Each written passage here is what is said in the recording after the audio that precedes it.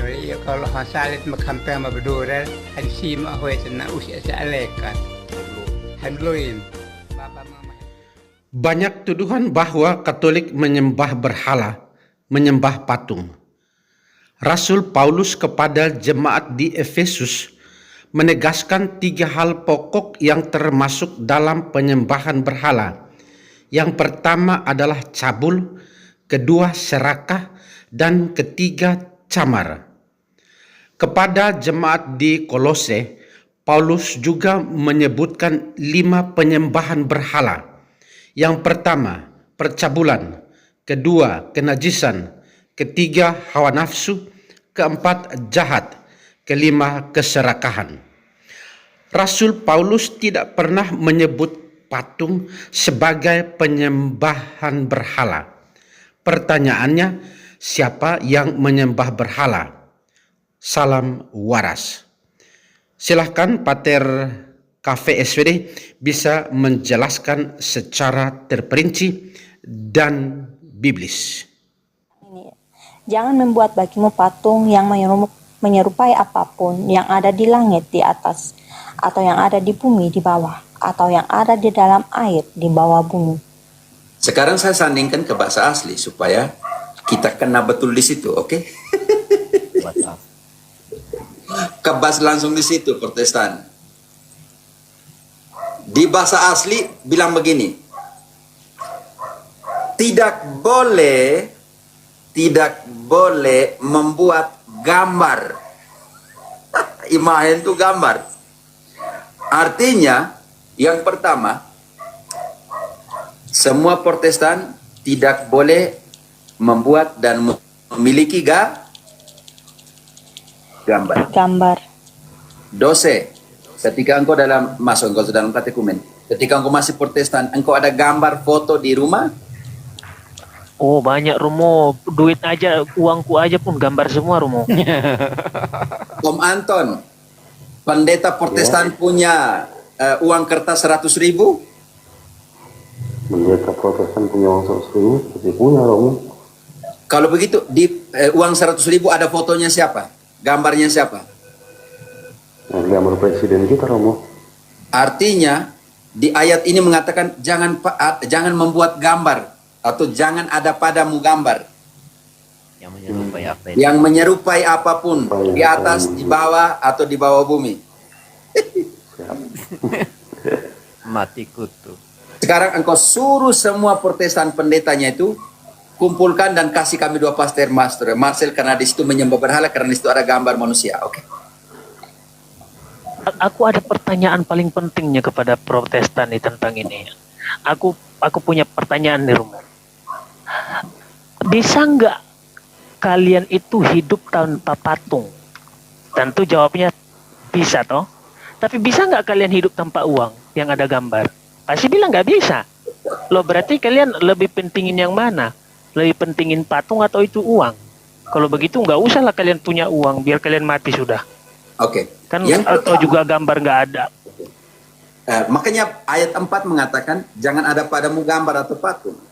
Yang TB2 menjelaskan jangan ada padamu, bukan hanya bilang berhala ya di sini.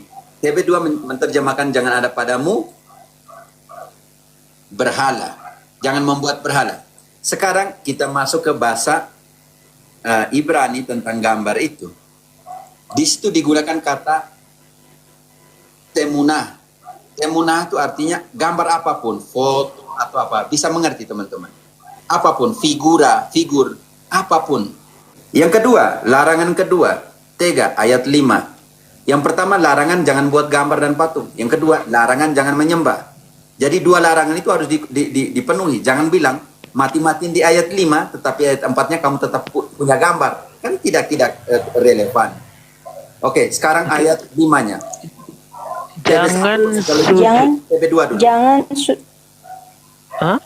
Jangan sujud menyembah kepadanya atau beribadah kepadanya, sebab aku Tuhan Allahmu adalah Allah yang cemburu, yang membalaskan kesalahan bapa kepada anak-anaknya, kepada keturunan yang ketiga dan keempat dari orang-orang yang membenci aku. Oke, sekarang TB2 punya.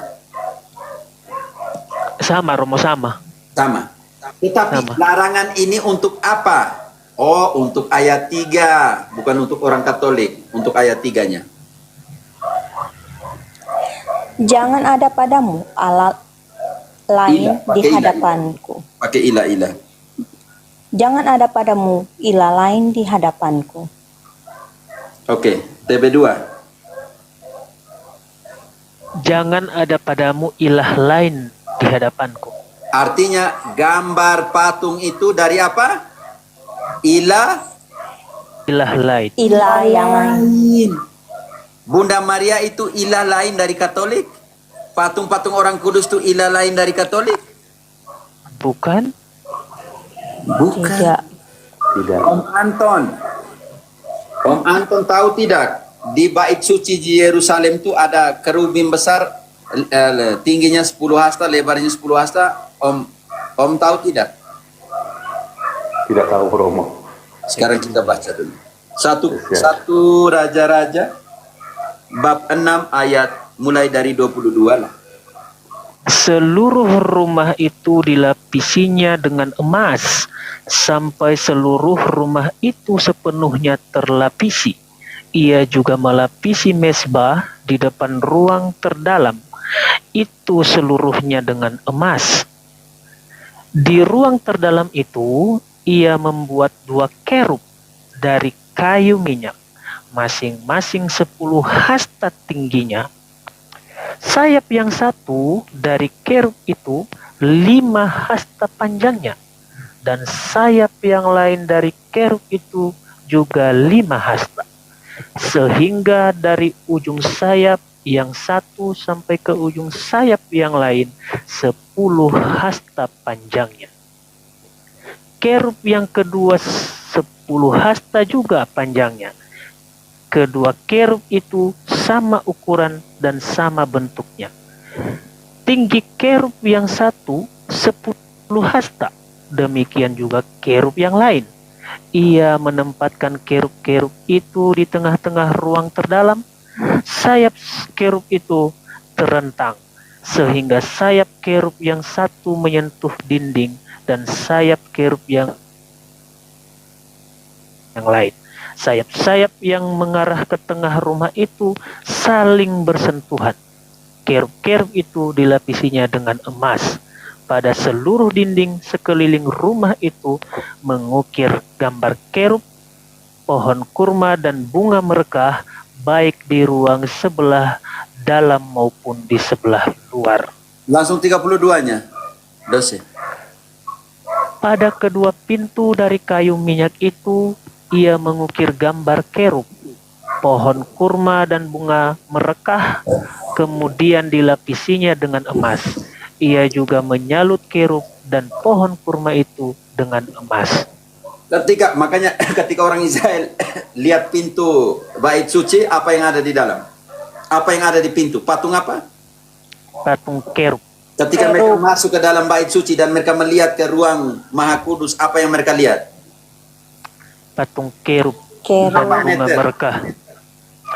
5 hasta itunya. 5 hasta kiri. Sayap kiri kanan 10 hasta. jadi 10 hasta dan tingginya 10 hasta hasta. tingginya. 10 hasta. Oke. Jadi apa yang dilihat ketika mereka masuk bait suci? Patung. Patung kerub. Berapa kali Patung kerub. masuk bait suci? Banyak, Romo. Berarti Yesus sendiri menyembah patung berarti ya? Ya. Berapa? Sekarang Yesus masuk banyak kali bait suci. Om Anton, ketika Yesus masuk bait suci, apa yang mereka lihat? Patung hasta. Patung kerub. Patung kerub. Apa yang gereja perdana lihat ketika mereka masuk bait suci? Kisah 2 ayat 46. 2:46. Dengan bertekun dan sehati mereka berkumpul tiap-tiap hari dalam bait Allah. Mereka memecahkan roti di rumah masing-masing secara bergiliran dan makan bersama-sama dengan gembira dan tulus hati.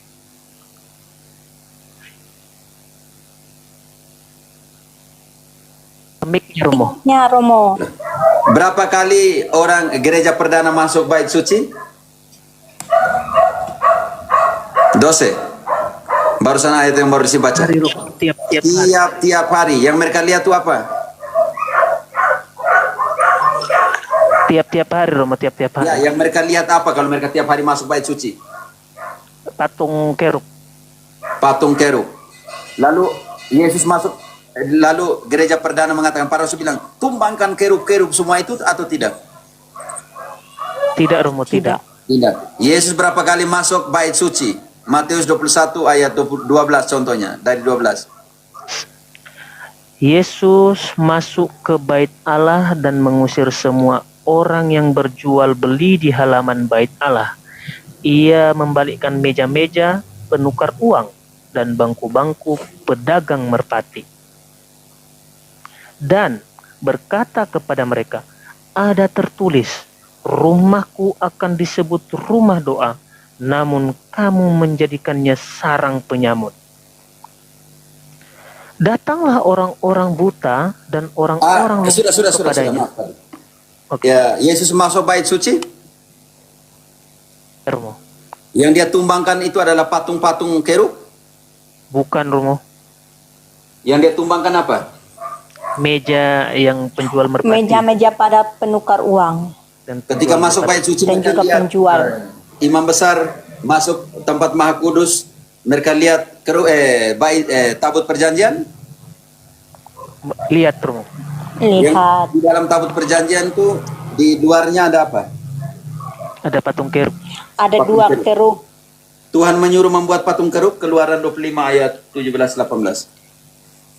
Engkau harus membuat juga tutup pendamaian dari emas murni, 2,5 hasta panjangnya dan 1,5 hasta lebarnya. Engkau harus membuat 2 kerub dari emas pada kedua ujung tutup pendamaian itu. Engkau membuatnya dari emas tempaan. Buatlah 1 kerub pada ujung sini dan 1 kerub pada ujung sana. Kamu harus membuat kerub-kerub itu menyatu dengan tutup pendamaian di atas kedua ujungnya. Kedua sayap kerub itu harus mengembang ke atas, menudungi tutup pendamaian itu, dan mukanya berhadapan. Muka kedua kerub itu menghadap tutup pendamaian. Engkau harus meletakkan tutup pendamaian itu di atas tabut. Di dalam tabut itu harus kau simpan hukum yang akan kuberikan kepadamu. Di sanalah aku akan bertemu dengan engkau. Dari atas tutup pendamaian itu, dari antara kedua kerub di atas tabut hukum itu, aku akan berbicara dengan engkau tentang segala sesuatu yang akan kuperintahkan kepadamu Dose. untuk disampaikan kepada orang Israel. Dosa garis Iya, bawah ayat terakhir. Dari atas, dari antara kerub-kerub itu, aku akan berbicara Padamu. Lalu Tuhan kenapa harus berbicara dari kerub-kerub itu? Dia suruh perintahkan pembuatan kerub. Tuhan suruh buat patung. Oke, di sini Om Anton harus dibedakan dalam bahasa aslinya. Ketika di Keluaran tadi 20 ayat 3 sampai 5, di situ digunakan kata pesel, artinya idolo, artinya berhala. Tetapi ketika dia suruh membuat patung kerubim atau di patung ular juga untuk ketika orang Israel dipagut di dalam Bilangan 21:8 dan 8 sampai 9, baca dulu itu, di situ digunakan kata beda, di situ digunakan kata teselem atau pituats yang bukan artinya idolo atau bukan artinya berhala, melainkan bukan berarti ilah-ilah lain, melainkan gambar patung ornamen liturgis. Contoh kecil, Tuhan suruh buat patung ular tembaga, Bilangan 21 ayat 8 dan 9. Bilangan 21 ayat 8 dan 9. Berfirmanlah Tuhan kepada Musa, buatlah ular tedung dan taruhlah pada sebuah tiang. Setiap orang yang dipagut tetapi melihatnya akan tetap hidup. Lalu Musa membuat ular tembaga dan menaruhnya pada sebuah tiang. Jika seseorang dipagut ular tetapi memandang kepada ular tembaga itu, maka ia tetap hidup. Di sini Tuhan salah dong kalau begitu. Tuhan yang suruh membuat patung ular tembaga, berarti dia salah kan? Om Anton. Menurut Protestan, Romo. Karena menurut orang Yahudi dua kata yang berbeda. Satunya pesel, satunya teselem atau pituats. Teselem artinya berhala, pituats artinya patung gambar representatif ornamen liturgis yang digunakan untuk kepentingan liturgis. Berarti tidak boleh melihat patung ular karena berarti menyembah kan, kalau melihat saja itu menyembah dan mereka sembuh kan. Oke. Sekarang makanya tadi kita dahulu dengan pernyataan hati-hati dengan kata latria atau penyembahan atau adorasi. Karena latria, penyembahan adorasi harus punya 3 unsur, yaitu altar, imam, dan